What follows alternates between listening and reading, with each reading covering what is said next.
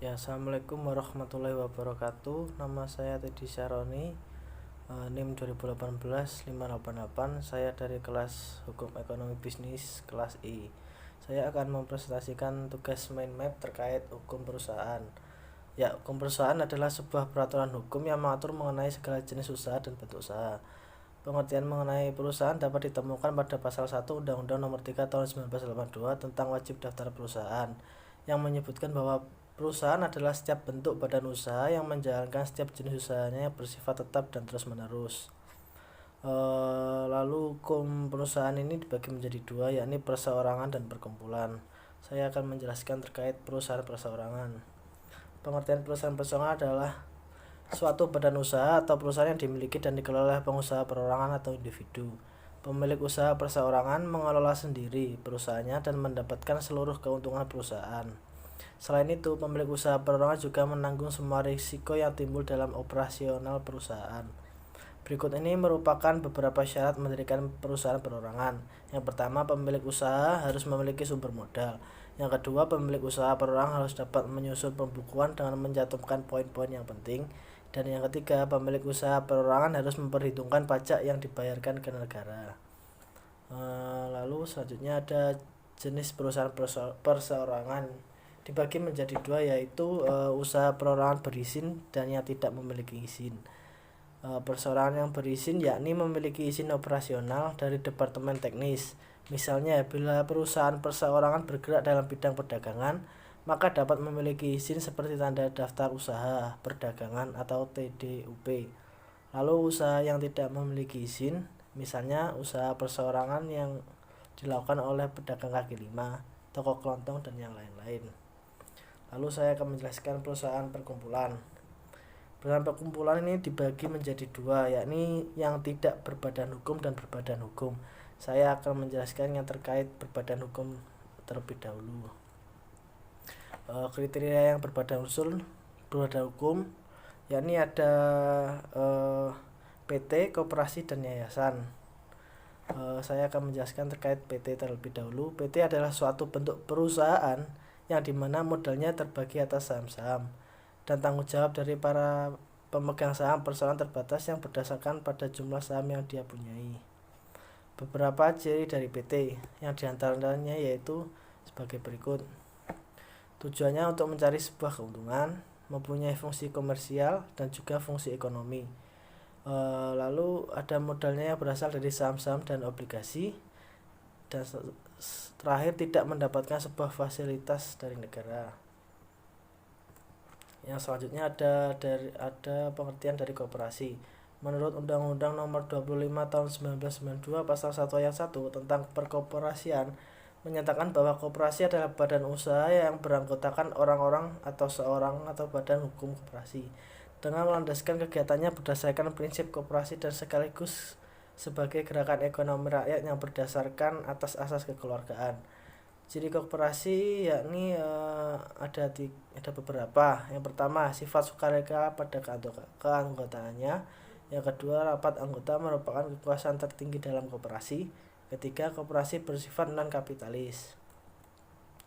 Setelah ciri-ciri koperasi, ada prinsip-prinsip dari koperasi. Menurut pasal 4 Undang-Undang Nomor 25 Tahun 1992 menyebutkan ada 4 fungsi dan peran koperasi, antara lain membangun dan mengembangkan potensi dan kemampuan ekonomi anggota pada khususnya. Yang kedua, berperan serta secara aktif dalam upaya mempertinggi kualitas kehidupan manusia dan masyarakat. Yang ketiga, memperkokoh perekonomian rakyat sebagai dasar kekuatan dan ketahanan perekonomian nasional dan koperasi sebagai sokogurunya. Yang keempat, berusaha untuk mewujudkan dan mengembangkan perekonomian nasional yang merupakan usaha bersama berdasarkan atas asas kekeluargaan dan demokrasi ekonomi. Lalu ada pengertian dari yayasan. Pengertian dari yayasan adalah badan hukum yang terdiri dari harta kekayaan yang dipisahkan dan diperuntukkan untuk mencapai tujuan tertentu di bidang sosial. Ciri dari yayasan ada beberapa. Yang pertama, dibentuk berdasarkan peraturan perundang-undangan yang berlaku. Yang kedua, didirikan dengan akta notaris. Dibentuk dengan memisahkan kekayaan pribadi pendiri atau tujuan nirlaba, religi, sosial, dan kemanusiaan. Dan yang terakhir, dapat dibubarkan oleh pengadilan dalam kondisi bertentangan tujuan yayasan dengan hukum, likuidasi, dan pailit. Unsur-unsur dari yayasan. Yayasan ada badan hukum, unsurnya terdiri dari badan hukum, kekayaan yang dipisahkan, kekayaan untuk mencapai tujuan tertentu, lalu unsurnya ada keagamaan dan kemanusiaan. Setelah itu saya akan menjelaskan terkait yang tidak berbadan hukum. Yang pertama ada mascap. Mascap atau persekutuan perdata. Pengertiannya, mascap adalah diatur dalam buku 3 bab 8 pasal 1618 sampai dengan pasal 1652 KUH Perdata. Dalam ketentuan pasal 1618 KUH Perdata disebutkan bahwa persekutuan perdata adalah suatu persetujuan antara dua orang atau lebih yang berjanji untuk memasukkan sesuatu ke dalam persekutuan dengan maksud supaya keuntungan yang diperoleh dalam persekutuan dibagi antara mereka. Lalu ciri-ciri dari persekutuan perdata atau mascap berdasarkan pengertiannya tentang persekutuan perdata tersebut dapatlah disimpulkan bahwa suatu persekutuan perdata mempunyai ciri-ciri sebagai berikut. Adanya perjanjian antara dua orang atau lebih, para pihak memasukkan sesuatu ke dalam persekutuan. Yang ketiga, tujuan memasukkan sesuatu ke dalam persekutuan untuk membagi keuntungan dan kemanfaatan dari hasil usaha yang dilakukan secara bersama-sama. Lalu ada setelah pengertian dari mascap tadi, ada pengertian dari firma.